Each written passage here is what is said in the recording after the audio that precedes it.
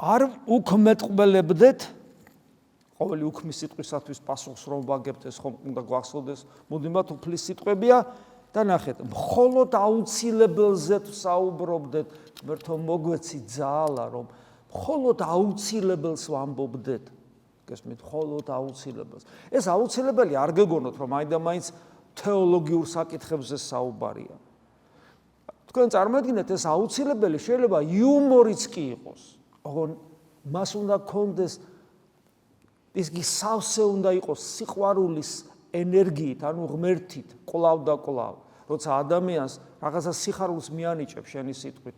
აუცილებელზე საუბარი ნიშნავს ისეთ სიტყვას, რომელსაც არა დესტრუქციული, არამედ კონსტრუქციული მნიშვნელობა აქვს მოყვასთან ურთიერთობაში თუნდაც. აღშენებლობითი საკუთარი სულისათვის.